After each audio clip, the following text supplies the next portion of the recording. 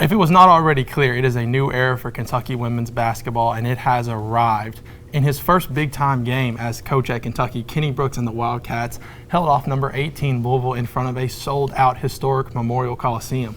The game went to overtime, but Georgia Amore and the Cats dominated for the 71-61 win. Jonathan, this team's been absolutely electric, hasn't it? I mean, they really have. This one was a back-and-forth classic as buckets were traded all the way for Louisville to have a 30-27 lead at halftime.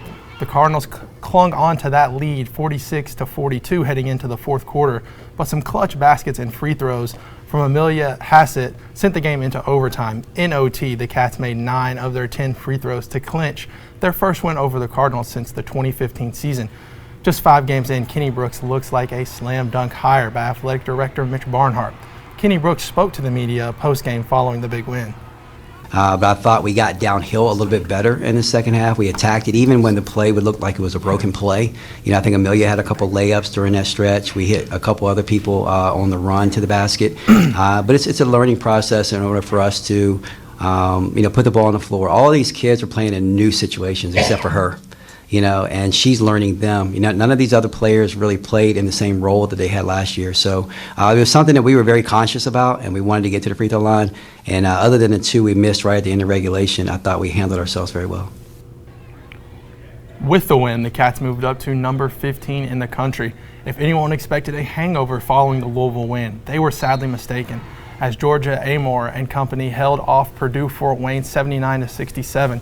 The Mastodons led with just over 9 minutes remaining, but Georgia Amore took over and scored 12 of her 23 points in the fourth quarter alone to snag the win.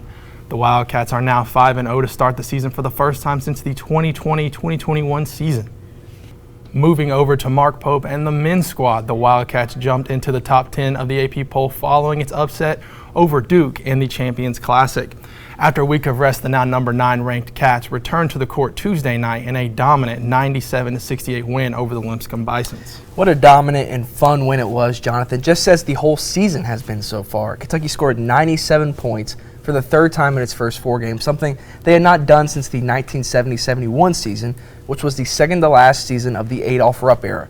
That's how long ago it's been. So, other than that, it was also really good to see a big game from Jackson Robinson, who scored just 1 point against the Blue Devils in Atlanta. Heading into the season, he was expected to be Kentucky's best player, but hadn't really reached that mark yet.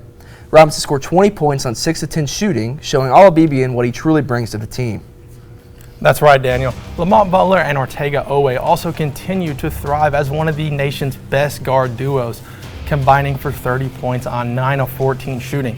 With Robinson leading the Cats with 20 points, Kentucky has had a different player lead the team, scoring in each of their first 4 games for the first time since the 2019-2020 season.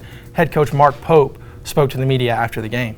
We'll play teams that are this committed and disciplined to the way they play very much, and so it was a real challenge. I thought our guys were great. I thought they really competed, and for most part, I thought we had pretty good results.